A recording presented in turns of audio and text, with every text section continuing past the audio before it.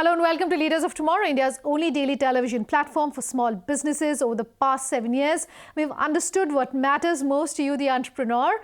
And in year 8, we're taking head-on 2 of your most pressing concerns, that of funding and mentoring. I'm Sunanda Jayasheelan on the show tonight. First up, an exclusive chat with serial entrepreneur Ganesh. Also in this episode, Ballantine's Golf Retreat presents 12 Undaunted Greats. The focus tonight is on Jumbotail.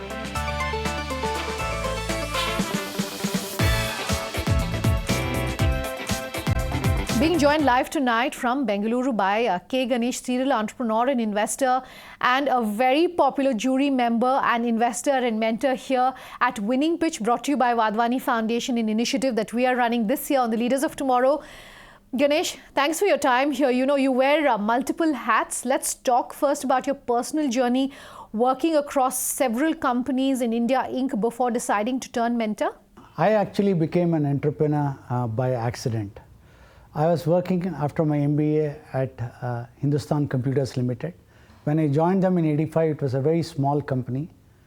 Didn't have any systems or procedures. There was very little oversight. And actually, as regional manager, I found that I could run a large team, take my own decisions, Sure. and actually see that those decisions worked. That gave me a lot of confidence in my own ability to branch out on my own. In fact, if I had not joined HCL, I had 2 other campus offers from multinational companies like Citibank and Hindustan Unilever. I don't think I would have become an entrepreneur. Ganesh, sitting at the beginning of 2020, we're talking in the backdrop of everything that's going on as far as the economy is concerned. Do you have any message that you want to give our entrepreneurs about how much of it is perhaps impacting them? See, I come from an entrepreneurial and a startup world. Of course, there is economic slowdown as indicated by various parameters.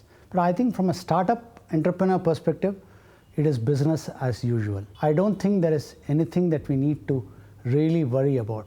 What we should be doing is focusing on how to actually get these conditions to work for you as an entrepreneur. There is a lot of good things that is happening. One, when there is economic slowdown, people go for different kind of products and services. People want more value for money. They want to spend less, so the ticket size will come down. So the size of the items that you buy will come down. There's opportunity for more homegrown brands rather than expensive multinational brands. So for an entrepreneur, they can use all these facts. People will buy less cars, but they are not going to travel less. What are they going to do? They are going to use Uber or Ola. They are going to use bike taxis. So a lot of value for money businesses, sharing of asset businesses, all of this will thrive in a slowdown economy. So my advice is seize the moment. Utilize what is happening around you to create business models and businesses rather than trying to argue and do unnecessary chest beating, commenting, criticizing on WhatsApp. I think that's a waste of time. I'm also, must be frank, startup world is a small part of the overall economy, so it doesn't really get affected. But great opportunity, lot of people, talent is available at lower cost. There is less churn amongst employees. You will get more hardworking people willing to stick with you. So all in all, from a startup perspective, it's business as usual. In fact, I would say more opportunity, no better time to start a business than the slowdown. Let's talk about the key challenges that entrepreneurs in the country are facing today. Ganesh, you mentor so many businesses in India. What are the biggest challenges that they're facing that you see, that you want through this interview to talk to them about? One of the key challenges I have found among young entrepreneurs, especially first-time entrepreneurs, is they are very passionate about the idea. In fact, so passionate that they don't do the deep research or homework required before jumping into a business. So you need to do strong analysis, see is there a market, is there a pain point that you're trying to solve, is there monetization, will people pay for that particular service? All of that needs to be done before you start a business. Unfortunately, our schools and colleges do not teach entrepreneurship. So that's a big challenge. Two, the funding unfortunately is concentrated on few business models. The tech venture capitalists want to fund very high growth, high risk companies. For many of the other good solid business model, venture capital is not available. So funding is concentrated on few sectors, rest of the sectors don't attract funding. Third challenge for entrepreneurs is even when they have raised money from investors, there is a bit of yo-yo mentality among investors. Based on the market conditions and based on where the world situation is, investors want entrepreneurs to focus just on growth completely during certain phases. Other phases they want to focus on profitability. So this yo-yo kind of attitude to focus on profitability, focus on growth alternately takes a lot of toll on the entrepreneurs, because when they build organizations, when they hire people, when they spend money, when they incur cash burn, it changes based on which approach you are taking. So that's the third challenge that they face. You know, entrepreneurs, some of them are accused of raising too much funds when they don't need it. Some of them are accused of not raising enough when they need it. Is there a thumb rule? Is there a litmus test as to how much you should be raising at what stage of your journey? Is there a cheat sheet to this interview that you can give our viewers? One of the important thumb rules or a test is make your business plan, estimate how much capital you need, how much time you will take to reach profitability or break even. Once you have done that, apply the rule of 3. What is the rule of 3? Everything in startup world takes 3 times more time than what you plan. Whatever is your plan, how well you have made it, it will take you 3 times the effort, 3 times the time horizon, 3 times longer, and 3 times more capital than what your best plan has shown. Therefore, plan for 3x. You're, of course, the investor behind brands that need no introduction, including a big basket of fresh menu, etc. What, in your opinion, does it take for a business to make that perfect pitch? What does a pitch involve for you? So the first thing I look for is, does the founder have the persistence, tenacity, and the mindset to run a marathon? A lot of times during the hype and euphoric days, people become accidental entrepreneurs because they see quick funding available, angel investment available, and media also glamorizes the valuation. That's a wrong approach to entrepreneurship. So first, is there a marathon mindset amongst people? 2, every business model has got one key secret sauce or ingredient. I look for, does this particular entrepreneur or founder have that particular secret sauce? It could be either knowledge of deep tech or knowledge of biotechnology. It could be the ability to hire and run large teams, ability to develop an app, whatever may be this. What is the core single skill set that is a must have for a business to succeed, and does the entrepreneur have it?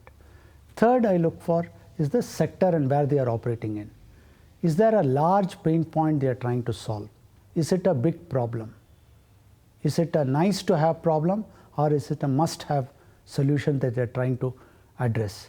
That's very important to be able to build a large company. So these are 3 main things that must be there in the entrepreneur to be able to attract funding or appeal to angel investors. Let's wrap this very interesting interview up by asking you about one piece of advice that you would have for any aspiring entrepreneur who's perhaps watching this interview. Most of the challenges of India can be solved by entrepreneurs today using already available platforms, whether it is cloud services for computing, whether it is India Stack, whether it is digital payment, to solve problems. So I think it's the best time for entrepreneurs to start. Second advice is, look for real big problems to solve. Okay, right? There are so many problems around us, whether it is pollution, whether it is traffic, whether it is lack of bank accounts, accessibility, financial inclusion, healthcare, education. Each one is a great opportunity. Look for a big problem, big pain point, which consumers are likely to pay for, and go and attack it using all the advantages that you have today. The third is leverage the entrepreneurial ecosystem. Today you have accelerators, incubators, you have angel investors, you have so much of media companies doing case studies and covering entrepreneurship and startup and role models. You have mentors and advisors. All of that can be leveraged. In addition to that, you have investors who are willing to invest and invest risk capital in startup.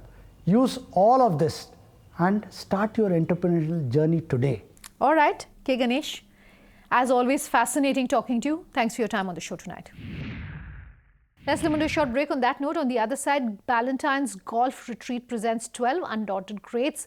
The focus on Jumbotail tonight. Do stay tuned. Back in just a moment.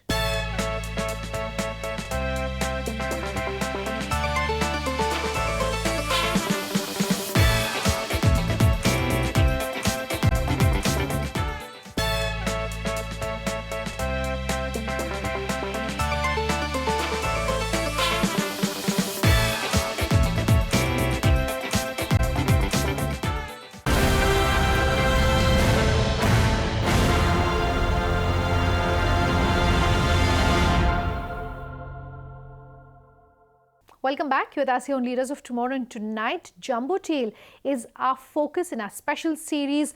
Ballantine's Golf Retreat presents 12 Undaunted Greats.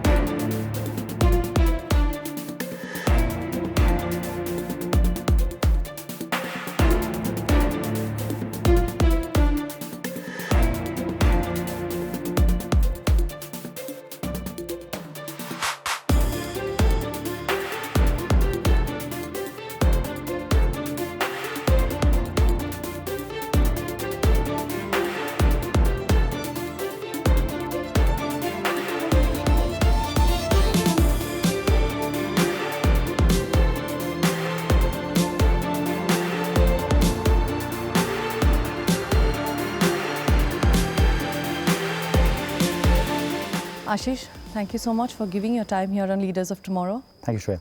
You are re-engineering the food and the grocery value chain in India with the help of using technology, data and design. So talk to us about how are you doing that? Sure. So, Jumbotail is predicated on a fundamental insight, which is we arrived at this, after looking at, a lot of different models, that a lot of initiatives in this space actually start on the demand, on the supply side, right? A lot of people say, I'm going to start aggregating farmers, I'm going to then, help out. Our insight was that, given the structure of the Indian food and grocery ecosystem, which is really, really fragmented on both supply and demand side, the only way to solve this problem is to really aggregate on one side, and we felt that the demand side was actually the right one. And demand, 95% of all food and grocery demand in this country actually flows through Kirana stores. And so, we realized that, if we could aggregate them through technology, use, design intelligently to actually make this, make technology available to, the customers, which are Kirana stores, then we would be able to aggregate scale massively and then, work our way backwards and therefore, effect mass scale change. You are helping the Kirana stores digitize through your wholesale retail marketplace. Talk to us about what that is and how are you doing that? So Jumbotail, at the heart of it, is essentially 4 different parts. Okay. The central element is an e-commerce marketplace which connects buyers and sellers. So buyers are at this point about 22,000 retail store owners who access the platform using a mobile app that is available in 4 different languages. Sellers are actually a variety of different, it's brands, manufacturers, millers, wholesalers. We work today with over 400 manufacturers and 600 brands, all the top FMCG brands in the country. We have our own brand as well in staples. That's the platform. The marketplace actually allows sellers to list their products and buyers to actually access those. Right. Once an order is placed, we actually also have an in-house supply chain which we've built ground up specifically for food and grocery requirements in India. So the supply chain is done, managed by us internally, and we make sure that deliveries happen. At the point of delivery, we also have a payments and fintech platform which not only allows the customer to pay by any mechanism that they want, ranging from cash to digital. We also enable credit for about 22 to 23% of our sales using third-party NBFCs who use a lot of the data that we have to be able to underwrite more efficiently. And finally, the latest entrant is our J24 stores program, where we're actually helping our customers upgrade their stores from Kirana stores to modern convenience retail stores, right, using our GoldenEye retail operating system. As you were mentioning, that the food and the grocery value chain in India is extremely fragmented and is an unorganized sector. So what are some of the challenges you had to cope with while setting up Jumbotail? There's very few large players, and therefore very little standardization. Right. And this is across all aspects of the system. So be it product quality, be it supply chain, even manpower, human resources. We are operating in an environment which is extremely unorganized, and therefore a large part of the effort of the last 4 years has been really turning that into an organized supply chain, right, an organized marketplace, working with our sellers to actually improve the quality of their products, standardizing them. Where that was not possible, actually coming up with our own private brand, right, but also on the retailer side, right? Helping retailers actually access formalized credit sources, right, through our fintech platform. Mm-hmm. And then now with J24, obviously helping them now on their customer side as well in presenting a much more organized, branded and technology powered ecosystem. Inventory is a big challenge when, right, it comes to the Kirana stores and most of the retail stores, in fact. So how are you helping these stores maintain their inventory, manage their inventory perhaps? So in a J24 store, one of the things that we realized when we were helping our customers convert their stores into J24 stores, that enables actually inventorizing and initializing the inventory on day one. Right. We've seen in stores that oftentimes 30 to 40% of inventory is actually dead stock. It's sitting there, the retailer has very little idea that it's there, and therefore that's a huge drain on resources. Right. What our point of sale and GoldenEye operating system allows them to do is with a one click you can actually invert all the inventory that you receive from Jumbotail. So there's no manual exercise required to actually upload and keep inventory accurate in terms of what's coming into the store. This is a very painful exercise if you don't have that. If you're dealing with hundreds of different suppliers, a lot of them are providing you paper bills. Oftentimes stores actually have to have 2 or 3 people keying in inventory. It's a very painful exercise. It never gets done right. Right. We've solved that problem by a one-click offering where the moment the delivery happens through the Jumbotail supply chain, the point of sale is actually made accurate. Right. And on the billing side, obviously the billing is happening through the point of sale, and therefore what's going in and what's going out is actually managed, and the customer actually has a very good sense of what the inventory is. What the system also does is if inventory is now starting to move slowly, so for example, there's a product that's actually not selling as much as was expected, the system prompts the customer that maybe you want to run a promotion. Right? These are insights that are available at very large stores, very large chains have these, but nobody's ever built them in a democratic fashion for Kirana stores. And we're saying, because we have this technology, let us actually externalize it and really help our partners not only operate their stores better than what they're doing today, but better than any chain out there can actually do. You mentioned that you're providing access to working capital credit to your retailers through NBFCs. So I want to know a little more about how are you doing that? Sure. So we have a platform that not only enables payment for orders through a variety of different payment mechanisms, digital as well as cash, as well as credit card, debit card, etc. But we also have about 22 to 23% of our sales coming through credit. Now, we've done 2 things. One, by virtue of reducing the amount of time that it takes for the retailer to actually get the product, we provide next day delivery. We've reduced the amount of credit required to begin with. However, credit is still an important thing in a B2B environment, and therefore we provide that. What we've basically done is we've innovated around how does that credit actually get underwritten, and then how does that credit actually get executed. What we do is we work with NBFCs. We use transaction data on the platform to get an estimate of the sales that the customer is doing. We also use some behavioral data with the customer's permission to be able to help the NBFC underwrite the credit. Once the delivery happens, the customer has two options. One is to actually sign an NACH mandate. Very few customers choose to do this. Right. However, most customers are actually comfortable writing checks. Okay. This is something that they've done forever. We actually, what we've built is a system, a technology and data system that allows the delivery executive to collect a check at the point of delivery. This flows through our systems. Payment comes back, and the check on the date that the credit is due, the check actually is cashed. Okay. This is something that we believe is very innovative because of the fact that it actually doesn't require the customer to change their behavior. We don't rely on traditional data sources like bank data, etc., because most customers don't have a digital footprint. And we've been able to do this. We've done over 100 crores of credit over the last couple of years. With 99.6% payment rates, which is industry leading. As we're winding down this conversation then, what's in the pipeline for Jumbotail? What's the next 5 years looking like?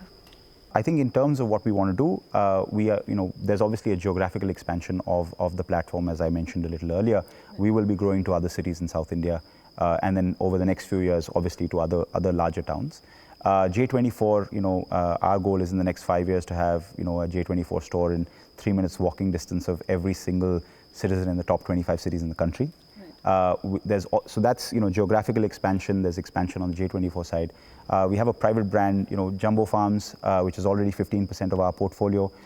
This is, part of an initiative that allows us to actually go further back, work with farmers, producers, millers. So there's a fair amount of work that's going to happen on that front as well. That's all we have time for you in this show tonight. If you have any feedback for us, do let us know. Our contact details coming up on your screens in just a moment. Thanks for watching. Have a good night.